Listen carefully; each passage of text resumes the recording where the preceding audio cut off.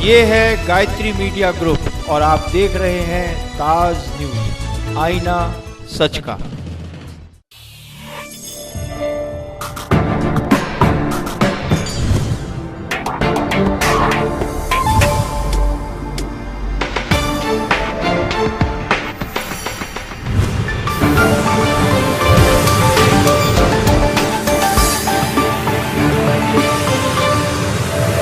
नमस्कार, ताज न्यूज के इस बुलेटिन में आप सभी का स्वागत है। आपके साथ मैं हूं अंजलि जैन। खबरों में बात करेंगे विस्तार से, लेकिन उससे पहले एक नजर डालते हैं इस वक्त की सुर्खियों पर। ताजगंज स्थित होटल से पकड़े गए अपराधियों को मिली थी हत्या की सुपारी। एसएसपी आगरा ने कहा कोई बड़ा व्यापारी था निशाने पर।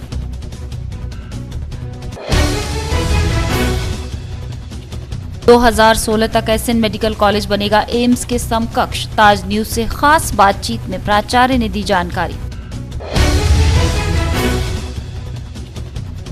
नए साल का पहला दिन शहरियों ने गुजारा मौज मस्ती के साथ। ताजमहल और शहर के पार्कों पर रही बेहद भीड़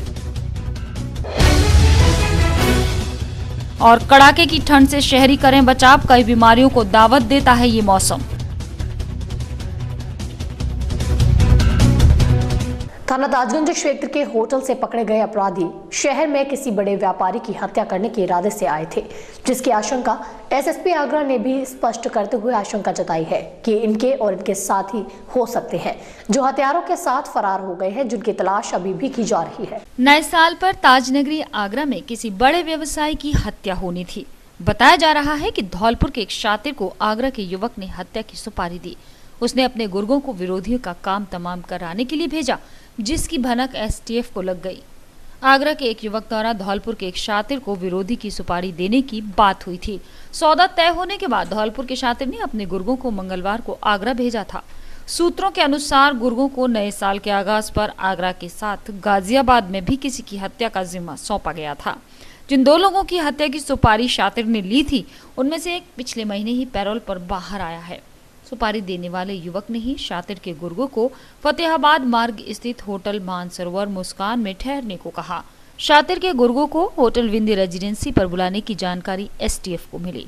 वो गुर्गों के आने से पहले वहां पहुंच गई, लेकिन दो बदमाश वहां नहीं पहुंचे।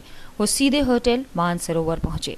पुलिस ने एक शातिर को होटल विंद से पकड़ लिया और उसके बाद एसटीएफ और पुलिस को पता चला कि दो बदमाश होटल मानसरोवर में रुके हैं।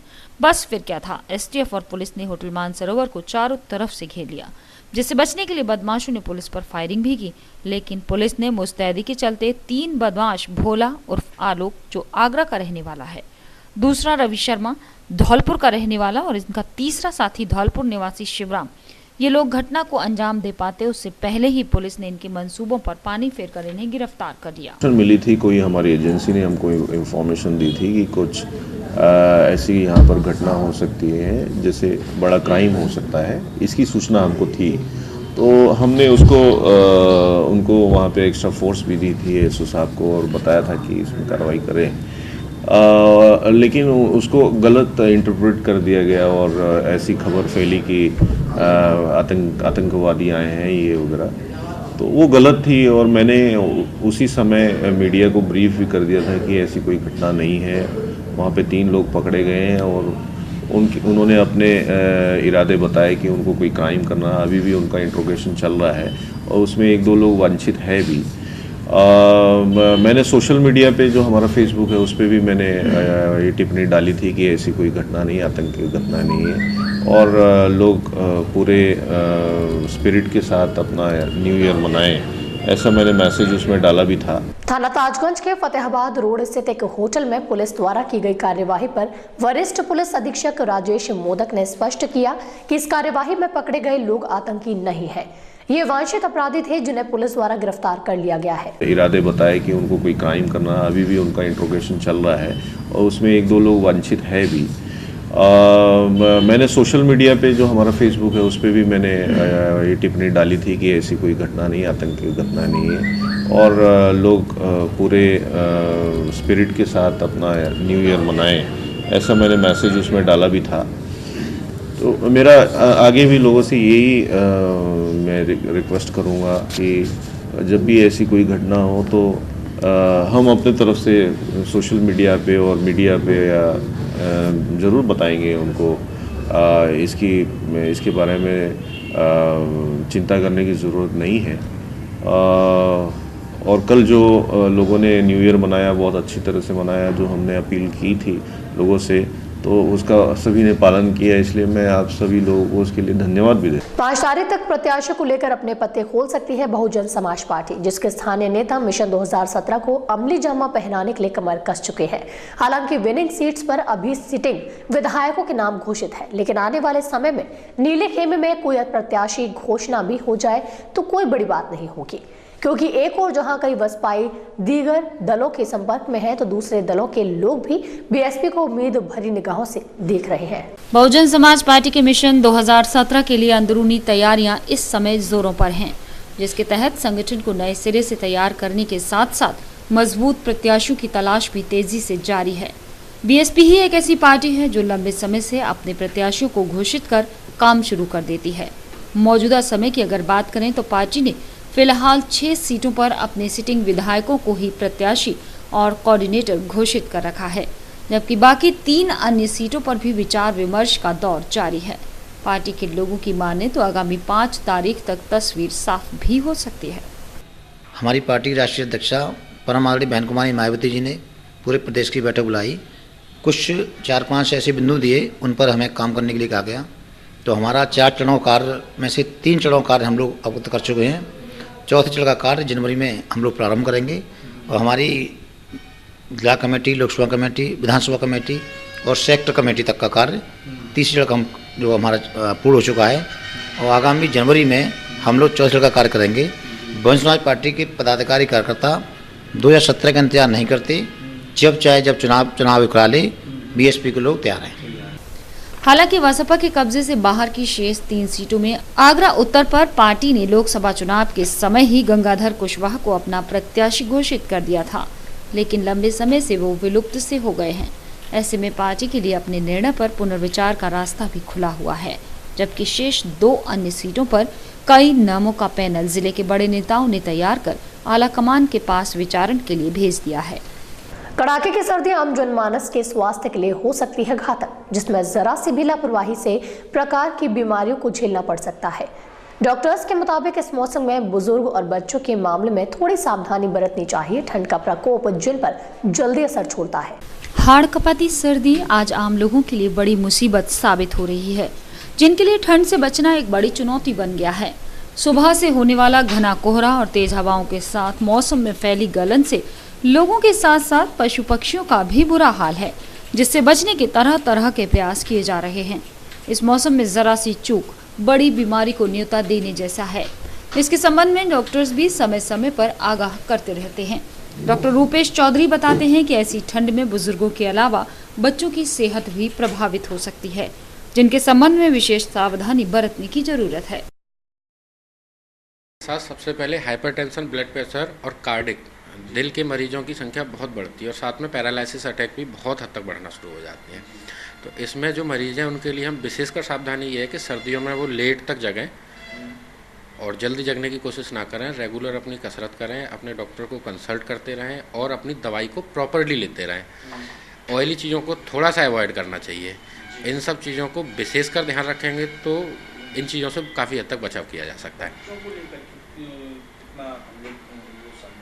किस तरीके की बच्चों को दिक्कतें हो सकती है कि बुजुर्ग और बच्चे इस मौसम में ज़्यादा ग्रस्त रहते हैं? बच्चों में आजकल नॉर्मली कॉमन कोल्ड और निमोनाइटिस, जिसको निमोनिया कहते हैं, और देहात में हम कह सकते हैं कि पसलियाँ चलना, ये बीमारी कॉमन हो। इनके मुताबिक उम्रदराज लोगों के लिए सुबह जल्दी जगना भी और वॉक करना भी हानिकारक साबित हो सकता है।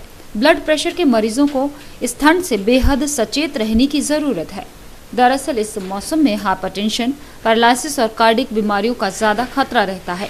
सर्दी से बचाव ही जिनका मुख्य उपाय है, जबकि कुशल चिकित्सक परहेज के साथ साथ सांस वगैरह के रोगी समय पर अपनी दवाइयों का प्रयोग करने की सलाह भी दे रहे हैं। वर्ष 2014 में खूब किरकिरी कराने के बाद एसएन मेडिकल कॉलेज प्रशासन अब आगामी वर्ष तक ऑल इज वेल का दावा भर रहा है। कॉलेज प्राचार्य ने ताज न्यूज से बातचीत में 2016 तक मेडिकल कॉलेज को एम्स के समक्ष होने का दावा किया। इसके लिए मेडिकल कॉलेज में 7,864 लाख रुपए की लागत से अत्याधुनिक सुविधाएं भवन भी बन रहा है। वर्ष 2014 में सरोजिनी नायडू मेडिकल कॉलेज कई मुद्दों को लेकर खूब सुर्खियों में रहा। बीते महीनों मुख्यमंत्री अखिलेश यादव ने मेडिकल कॉलेज के ट्रॉमा सेंटर का निरीक्षण किया था।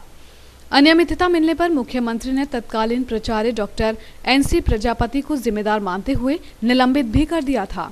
अब कॉलेज प्राचार्य डॉक्टर अजय अग्रवाल वर्ष 2016 तक सब कुछ ठीक होने का दावा कर रहे हैं। कॉलेज प्राचार्य के मुताबिक नए साल में मेडिसिन वार्ड नई बिल्डिंग में शिफ्ट होने से मरीजों को काफी राहत मिलेगी। देखिए, सर्वप्रथम तो मैं आगरा वासियों को नववर्ष की हार्दिक शुभकामनाएं देना चाहता हूं। दूसरी बात ये निश्चित तौर पे मैं कहना चाहता हूं कि SN मेडिकल कॉलेज 2015 और 2016 के पश्चात एक नए रूप में होगा और आगरा की जनता के लिए सेवा करने के लिए और ज़्यादा तत्पर रहेगा। हमारे पास जो जगह की और बिल्डिंग्स की जो कमी है वो भी इस वर्ष में अप्रैल तक हमारी काफ़ी कमी हद तक पूरी हो जाएगी। शासन बहुत गंभीर है इस मेडिकल कॉलेज को पुरानी गौरव दिलाने के लिए, फंड से लेकर किसी भी चीज़ की कमी को नहीं रखना चाहता है। तो हम लोग भी ये चाहेंगे कि ये पूरा अस्पताल जो है आगरा की जनता के लिए सेवा के लिए आसपास के 100 किलोमीटर से जो मरीज आते हैं उनकी सेवा कर सके। मेडिकल कॉलेज के हालात ना तो सुधरे हैं ना सुधरेंगे। अभी मुख्यमंत्री साहब ने दौरा किया था, उस दौरे के अंदर आप मीडिया बंधुओं ने दिखाया था किस तरह के धांधलेबाजी साफ नज़र आ रही थी। इसके अंदर जब बहुजन समाज पार्टी की सरकार थी तो बहन कुमारी मायावती जी मुख्यमंत्री हुआ करती थी, तो महन जी ने बड़े स्टेप लिए थे। इस प्रकार से जो अभी हाल ही मुख्यमंत्री दौरे पर जो हुआ था यहाँ पर SN मेडिकल के अंदर, अगर बहन जी की सरकार में ये होता तो यहाँ पर कई अधिकारी सस्पेंड हो चुके होते। एक बिल्डिंग तैयार होने के बाद केंद्र सरकार के सहयोग से अब 100 शैया का एक और उच्च सुविधा युक्त वार्ड तैयार हो रहा है। कॉलेज प्राचार्य वर्ष 2016 तक SN को बेहतर मेडिकल कॉलेज का दर्जा दिलाने की बात कर रहे हैं। वहीं आज भी मेडिकल कॉलेज के हालात किसी से छुपे हुए नहीं हैं। अब देखना ये होगा कि कॉलेज प्राचार्य के इन दावों को कब तक मूर्त रूप मिलता है। नगर आयुक्त नववर्ष की शुरुआत लोगों ने एक दूसरे को मुबारकबाद देकर ही, जहां पूरे शहर में बधाइयों का सिलसिला जारी रहा था, वहीं सरकारी दफ्तरों में भी अधिकारियों से मिलने का सिलसिला भी चलता रहा। नगर निगम में नगर आयुक्त से मिलने वालों का तांता लगा नजर आया। नए साल पर रात 12 बजे से ही बधाई और शुभकामनाओं का दौर शुरू हुआ, जो लगभग पूरे माह तक जारी रहता है। नए साल के मौके पर सरकारी दफ्तरों में भी अधिकारियों से मिलने वालों का तांता लगा रहता है। नगर निगम में नगर आयुक्त से मुलाकात करने के लिए अधिकारी और कर्मचारी पहुंचे, जिनका अभिवादन नगर आयुक्त ने खड़े होकर किया। साथ ही सभी के उज्जवल भविष्य की कामना की। इस दौरान कई लोगों ने नगर आयुक्त को गुलाब का फूल तो किसी ने बुके भेंट कर उनकी पदोन्नति की कामना की। ये परंपरा है, नववर्ष है। नववर्ष में लोग शुभकामनाएं देने के लिए आते हैं, शुभकामनाओं का आदान प्रदान होता है। हमारे नगर निगम के कर्मचारी और विभिन्न विभागों के अधिकारी कर्मचारी मिलने आए हैं और उन्होंने शुभकामनाएं दी हैं। हम भी उनको हार्दिक शुभकामनाएं देते हैं और आशा करते हैं कि नया वर्ष उनके जीवन में खुशहाली लाएगा। साथ ही नगरवासियों को भी मैं नववर्ष की हार्दिक शुभकामनाएं देता हूं और उनसे अपील करता हूं कि इस शहर को स्वस्थ बनाए रखने में, साफ बनाए रखने में, स्वच्छ बनाए रखने में वो हमारी मदद करें और सार्वजनिक स्थानों पर, विशेषकर पार्कों में, सड़कों के किनारे, डिवाइडर पर गंदगी न करें, न गंदगी करने दें। नए साल के मौके पर नगर आयुक्त से मुलाकात करने वालों में सेवानिवृत्त हो चुके पूर्व अपर आयुक्त KP त्रिपाठी और चीफ जोनल ऑफिसर चरण भी पहुंचे और ढेर सारी बधाइयां दी। देश प्रदेश की सरकारों ने गांव में बेहतर स्वास्थ्य सेवाएं देने के लिए स्वास्थ्य केंद्र खोलकर बड़े स्तर पर अभियान चलाए थे, लेकिन ये स्वास्थ्य केंद्र वर्तमान में ग्रामीणों को कैसे और क्या स्वास्थ्य संबंधी सेवाएं देते होंगे, इसका जवाब किसी और से लेने की जरूरत नहीं है, बल्कि सरकार द्वारा खोले गए स्वास्थ्य केंद्र के ही इसका जवाब देते नजर आएंगे। देखिए एक खास रिपोर्ट। तस्वीरों में नजर आ रहा ये प्रदेश सरकार द्वारा ग्रामीणों को स्वास्थ्य सेवा संबंधी देने वाला उप स्वास्थ्य केंद्र है, जो नगला जऊपुरा में मौजूद है और फिलहाल गांव वालों के लिए सफेद हाथी साबित हो रहा है। न इस स्वास्थ्य केंद्र में कोई डॉक्टर ही आता है और न ही इस स्वास्थ्य केंद्र से ग्रामीणों को कोई स्वास्थ्य सेवा मिल पाती है। प्राइवेट ही करावा तो फिर क्या करें? आगरा ले जाते हैं, प्राइवेट कराते हैं। तो यहाँ पर जैसे देखा जाए लिखा हुआ है कि यहाँ प्रसव करने की, डिलीवरी की भी व्यवस्था होनी चाहिए, पंजीकरण भी है गर्भवती महिलाओं का। तो क्या सारी व्यवस्था यहाँ मिल पा रही है? नहीं ना, कुछ नहीं मिल पा रही है, कुल मिल पा रही। या कहीं रात भर हो जाती है, परेशान होती है तो शहर में ले जाते हैं। यहाँ पर कोई व्यवस्था ऐसी नहीं है तो जब महिला आके यहाँ पर कुछ हो जाए। तो यहाँ पर ये जो बनाया हुआ है सरकार की तरफ से बनाया हुआ है, ये सिर्फ दिखावे के लिए बनाया है? दिखाने के लिए बनाया हुआ है। यहाँ पर कोई नहीं आता है। बस 1 महीना में 2 महीना में आते हैं और चले जाते हैं दवाई देके।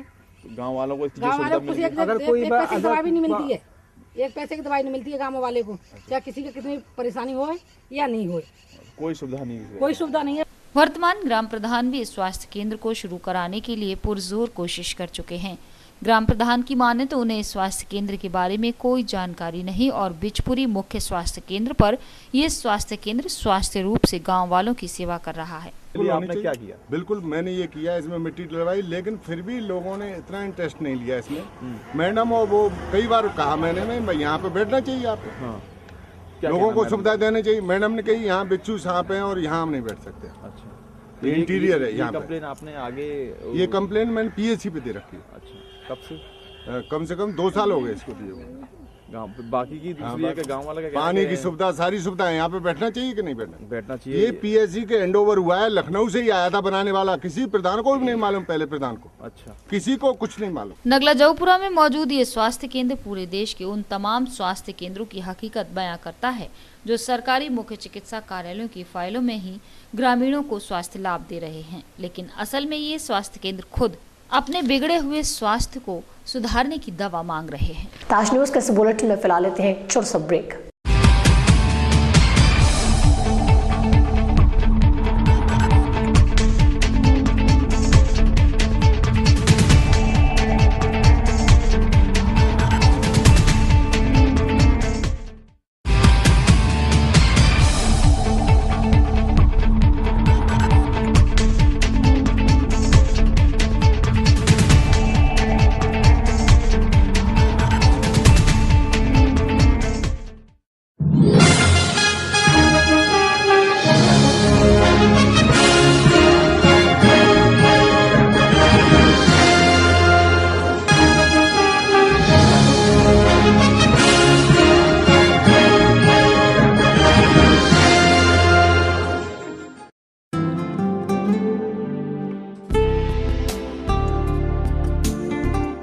सरल हुआ, सुगम हुआ नया विद्युत संयोजन। अब टोरन पावर में नया विद्युत संयोजन का आवेदन करना और भी सरल हुआ। आप निम्नलिखित दस्तावेजों के साथ हमारे किसी भी ग्राहक सेवा केंद्र में संपर्क करें और शीघ्र नया संयोजन पाएं, जैसे ग्राहक द्वारा भरा हुआ आवेदन पत्र, परीक्षण पत्र, लाइसेंस, विद्युत ठेकेदार द्वारा प्रमाणित आवेदक का एक पासपोर्ट साइज फोटो, पहचान पत्र की प्रतिलिपि, यदि उपभोक्ता गरीबी रेखा के अंतर्गत है तो बीपीएल राशन कार्ड की प्रतिलिपि। जहां संयोजन अपेक्षित है उस जगह पर कोई बकाया राशि न होने का घोषणा पत्र 10 रुपए के स्टाम्प पेपर पर, अपेक्षित परिसर का स्वामित्व प्रमाण पत्र की प्रतिलिपि या उसके अभाव में 100 रुपए के स्टाम्प पेपर पर क्षतिपूर्तिबद्ध पत्र। यदि आवेदक उस परिसर का स्वामित्व नहीं है तो स्वामित्व प्रमाण पत्र के साथ मालिक द्वारा प्रमाणित अनापत्ति प्रमाण पत्र।